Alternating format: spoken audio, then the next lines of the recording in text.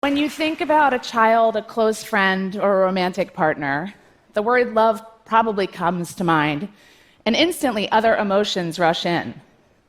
Joy and hope, excitement, trust and security, and yes, sometimes sadness and disappointment. There might not be a word in the dictionary that more of us are connected to than love. Yet, given its central importance in our lives, isn't it interesting that we're never explicitly taught how to love?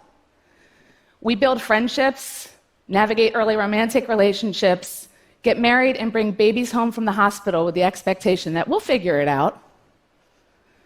But the truth is, we often harm and disrespect the ones we love.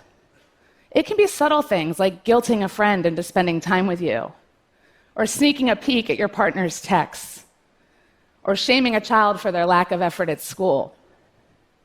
100% of us will be on the receiving end of unhealthy relationship behaviors, and 100% of us will do unhealthy things.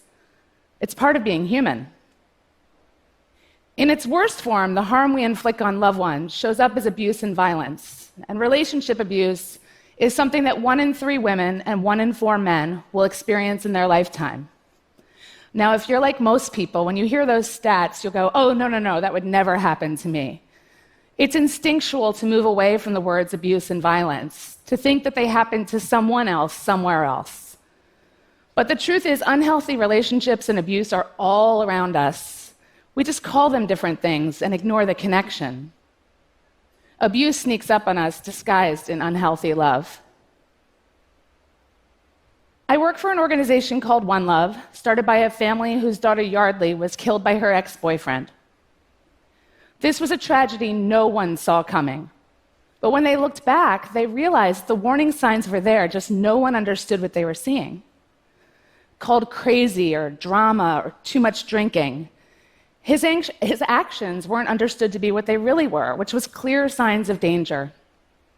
Her family realized that if anyone had been educated about these signs, her death could have been prevented. So today we're on a mission to make sure that others have the information that Yardley and her friends didn't. We have 3 main goals. Give all of us a language for talking about a subject that's quite awkward and uncomfortable to discuss. Empower a whole front line, namely friends, to help. And in the process, improve all of our ability to love better. To do this, it's always important to start by illuminating the unhealthy signs that we frequently miss. And our work really focuses on creating content to start conversations with young people. As you'd expect, most of our content's pretty serious, given the subject at hand. But today I'm going to use one of our more lighthearted, yet still thought-provoking pieces, the couplets, to illuminate 5 markers of unhealthy love. The first is intensity.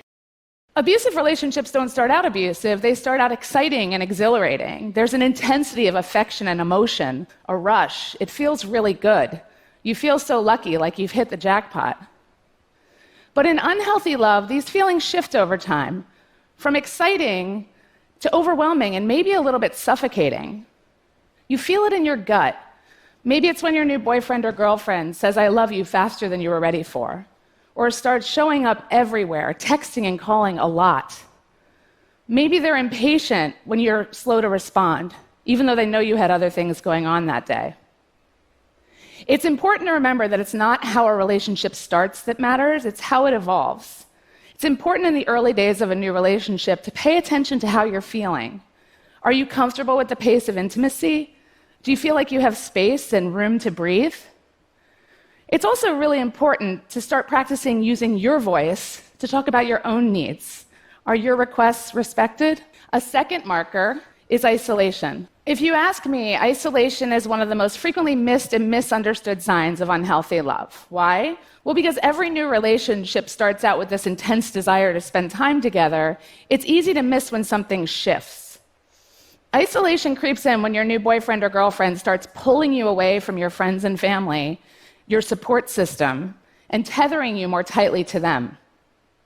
They might say things like, why do you hang out with them? They're such losers, about your best friends. Or, they want us to break up. They're totally against us, about your family. Isolation is about sowing seeds of doubt about everyone from your pre-relationship life. Healthy love includes independence, two people who love spending time together, but who stay connected to the people and activities they cared about before. While at first you might spend every waking minute together, over time maintaining independence is key. You do this by making plans with friends and sticking to them, and encouraging your partner to do the same. A third marker of unhealthy love is extreme jealousy. As the honeymoon period begins to fade, extreme jealousy can creep in. Your partner might become more demanding, needing to know where you are and who you're with all the time, or they might start following you everywhere, online and off. Extreme jealousy also brings with it possessiveness and mistrust, frequent accusations of flirting with other people or cheating, and refusal to listen to you when you tell them they have nothing to worry about and that you only love them. Jealousy is a part of any human relationship, but extreme jealousy is different. There's a threatening, desperate, and angry edge to it. Love shouldn't feel like this. A fourth marker is belittling. In unhealthy love, words are used as weapons. Conversations that used to be fun and lighthearted turn mean and embarrassing. Maybe your partner makes fun of you in a way that hurts, or maybe they tell stories and jokes for laughs at your expense. When you try to explain that your feelings have been hurt, they shut you down and accuse you of overreacting. Why are you so sensitive? What's your problem? Give me a break. You're silenced by these words.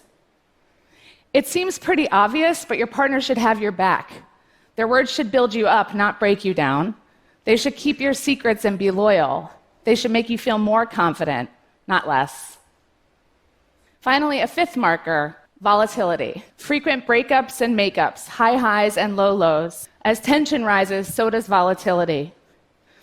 Tearful, frustrated fights followed by emotional makeups. Hateful and hurtful comments like, "You're worthless, I'm not even sure why I'm with you," followed quickly by apologies and promises it will never happen again. By this point, you've been so conditioned to this relationship roller coaster that you may not realize how unhealthy and maybe even dangerous your relationship has become. It can be really hard to see when unhealthy love turns towards abuse. But it's fair to say that the more of these markers your relationship might have, the more unhealthy and maybe dangerous your relationship could be. And if your instinct is to break up and leave, which is advice so many of us give our friends when they're in unhealthy relationships, that's not always the best advice. Time of breakup can be a real trigger for violence. If you fear you might be headed towards abuse or in abuse, you need to consult with experts to get the advice on how to leave safely. But it's not just about romantic relationships, and it's not just about violence. Understanding the signs of unhealthy love can help you audit and understand nearly every relationship in your life. For the first time, you might understand why you're disappointed in a friendship, or why every interaction with a certain family member leaves you discouraged and anxious. You might even begin to see how your own intensity and jealousy is causing problems with colleagues at work. Understanding is the first step to improving. And while you can't make every unhealthy relationship healthy, some you're going to have to leave behind, you can do your part every day to do relationships better. And here's the exciting news. It's actually not rocket science. Open communication, mutual respect, kindness, patience, we can practice these things every day.